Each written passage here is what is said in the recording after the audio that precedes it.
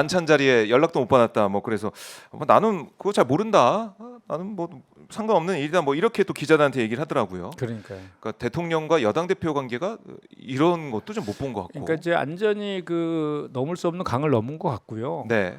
처음에는 약간 약속 대련인가 이런 음. 저 그런 생각도 했었는데 네. 완전히 감정적으로 틀어진 것 같아요. 틀어진 것 같고 뭐 지난번에 당 대표 되자마자도 그 저 대통령실 부를 때에도 다른 낙선 후보들까지 다 같이 부를 때부터 좀 맞아요. 이상했는데 예. 뭐 또 잡혔던 만찬도 추석 이후로 연기도 시켰고 또 느닷없이 어제 그 일요일 날 네. 그 최고위원 일부 세 명인가 이렇게 거론되던데 그분들하고 중진 의원들하고 같이 이제 대통령실에서 식사했다는 것은 저는 그렇게 보는 거예요. 이게 단독으로 기사 났잖아요. 조선일보에서. 맞아요.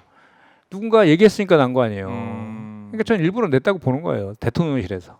아 대통령실에서 거기에 봐라, 이렇게? 만약에 진짜로 그 이게 밖으로 나가면 안 되는 그런 만찬이었고 그렇다면 그 참석한 의원들한테 얘기하면 안 된다고 했을 거고 얘기했을 리가 없어요. 했다가는 또 어떤 봉변을 당할지 모르지 않습니까? 대통령실로부터. 그렇네요. 그쪽에서 흘렸을 가능성이 대단히 높죠. 추론해 보면. 그럼 왜 흘렸을까요? 아 한동훈 들으라 뭐 이런 거 아니에요? 그러니까 지지자들한테 지지층한테 예. 한동훈 팽했다. 한동훈 팽당했다. 이걸 보여주는 그리고 제가 상징적인? 이렇게 네. 제가 이렇게 그 국회 안에서 저 들리는 얘기를 좀 하면은 예. 장동혁 그 최고가 가장 친한의 대표적인 최고위잖아요. 맞아요. 근데 저기 저 추경호 원대를 중심으로 한 그 이제 원내 그쪽 지도부 친윤 그 쪽. 친윤 쪽 예. 그 저 인사들이 자기네들끼리 회의를 하고 거기에 그 장동혁 의원은 잘 안 껴준다 그러더라고. 뭐 그런 얘기들도 들려요. 그만큼 이제 전선을 확실하게 치고 있다는 거죠. 그 저 한동훈 대표 쪽하고는. 이뭐 국민의힘 내부가 이제 뭐 반토막이 나 있다 이렇게 볼 수 있겠네요. 갈라져 있다. 지도부 자체도. 그런 것 같아요. 예. 김건희 여사 의혹이 이제 명품백 사건, 뭐 도이치모터스 주가적 의혹 사건, 뭐 2심 선고도 오는 12일에 내일 모레 진행이 되고 거기다가 김건희 또 이제 김영선 공천 관련 텔레그램 문자 이제 파동도 있지 않았습니까? 네. 이게 뭐 지난주에 뭐 뜨겁게 많은 분들이 관심 가졌던 뉴스인데 네. 후속 보도는 아직 뭐 나오진 않고 있어요. 네. 그래서 일각에서는 뭐 곧 뭐 녹취 내용까지 나올 것이다 이렇게 전망하는 사람도 있고 네. 아니다 이거는 뭐 그냥 해프닝으로 끝날 것이다 이렇게 얘기하는 사람도 있고 네. 여러 가지 얘기가 좀 나오고 있는데 의원님은 이 보도 보시고 좀 어떤 생각하셨습니까? 아니 그 어제인가 네. 유튜브인가 라디오 방송인가 보니까 조만간 그 텔레그램이 공개가 될 것이고 후속 보도가 나올 것이다 뭐 이런 얘기도 하던데 그런 전망도 있고요. 예, 네. 이게 뭐 공공연히 알려진 사실이잖아요. 그 누가 그 의원이 누군지도 대충 다 뭐 다 예. 알려진 거 아니야? 박 기자님 아시잖아요. 네, 뭐 A, B 뭐 이렇게 익명으로 지금 현재는 예, 나오고 있습니다. 예, 그러니까 뭐 예. 그 얼핏 제가 듣기로는 그 개혁신당 쪽에 네. 이제 김영선 전 의원이 그 통해서 이제 출마를 하는 거를 타진하는 과정에서 그게 나왔다 뭐 이런 얘기도 있고 네. 그 얘기 들으셨죠? 네, 네. 그런 얘기도 있습니다. 그러니까 이제 그것이 이제 어느 순간에 네. 이제 지금은 약간 좀 잠잠한 그런 거 같은데 그 어제 그 방송을 보고 들은 기시감은 후속 보도가 나오지 않을까 이렇게 생각을 합니다. 그냥 대통령실에서는 여기에 대해서 아니 그런 뭐 문자를 주고받거나 이런 적이 없다 이렇게 뭐 끄는 게 아니라 네. 아니 공천 못 받지 않았냐 결국 컷오프 됐지 않냐 뭐 이런 식의 반응을 보이고 있더라고요. 그러니까 결국은 이제 좀 전에 그거에 대한 예. 저기 근거가 될 수도 있는데 예. 거짓말하다가 나중에 또 그 진짜 텔레그램 나오면 이제 공경에 처할 수밖에 없으니까 거짓말은 못 하는 거고 실제로 문자는 간 거는 텔레그램 보내고 이런 거는 분명한 사실 같아요. 그 뭐 캡처본 그러니까 뭐 이준석 지금 전 대표 이준석 의원도 나도 일부 이제 본 게 있다 뭐 이렇게 얘기한 거 아니겠습니까? 그러니까, 예.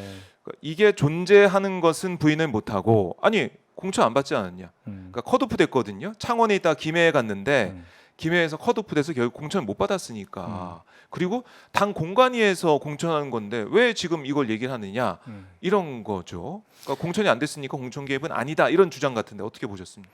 아니 그 저기 공천이 안 됐으니까 공천 개입 아니다는 게 무슨 말입니까? 그거는 아니 우리가 범죄 행위를 저지르면 그것이 미수에 그쳐도 처벌될 수도 있는 거고 네. 그 결과가 그 어떤 행위, 그러니까 공천에 개입한 것과 그 결과가 어떻게 나온 거랑은 상관이 없어요. 공천에 개입한 것 자체, 당무 개입 그 자체에 대해서 그게 정당법상 금지되고 있는 거잖아요. 그리고 네. 과거에 박근혜 전 대통령이 그 이제 공천에 이제 개입했다는 이유로 처벌까지 받았지 않습니까? 그렇죠. 그거를 수사하고 기소하고 처벌시킨 사람이 윤석열 한동훈 아니 음. 검사 당시에 검사 아니었습니까? 그 정당의 자유방해죄라 해서 정당의 자유활동에 대해서 개입하는 건 엄격하게 금지하고 있는 것이고 네. 뭐 그 당시에 그 3월 초 뭐 이때 한창 공천 이루어질 때 그 김건희 여사 공천에 개입하고 있다라는 저 공공연한 소문들이 여의도에서 많이 돌고 있었던 것도 또 그런 얘기를 많이 하고 있잖아요. 여당 인사들이 그렇죠. 조차도. 그래서 네. 그거에 대한 우려가 대단히 많았고 그래서 지금 이 사태들이 결국은 터질 게 터졌다.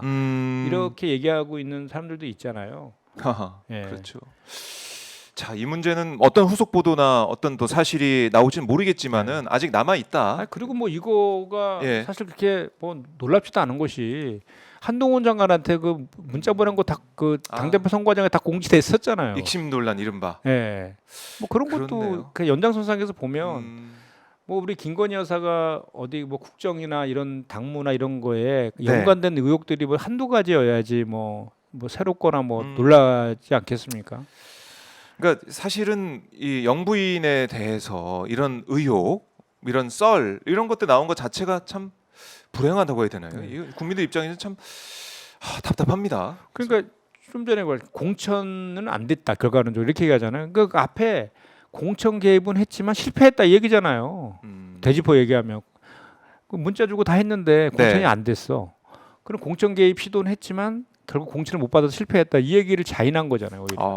오히려. 그렇게 보는 게 국민상식 아니겠어요? 그러니까 사실은 김정숙 여사가 만약에 총선 과정에서 이런 문자 메시지나 텔레그램 메시지를 뭐 야당 의원과 주고받았다.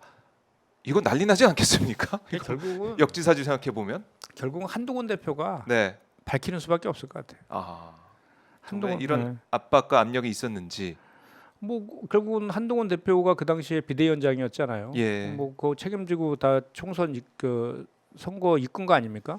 그 내용에 대해서 가장 잘 아는 사람이 한동훈 대표일 것이고 네. 뭐 문자처럼 그렇게 밝혀야 될 것 같아요. 그래요. 한동훈 대표가 할 일이 많습니다.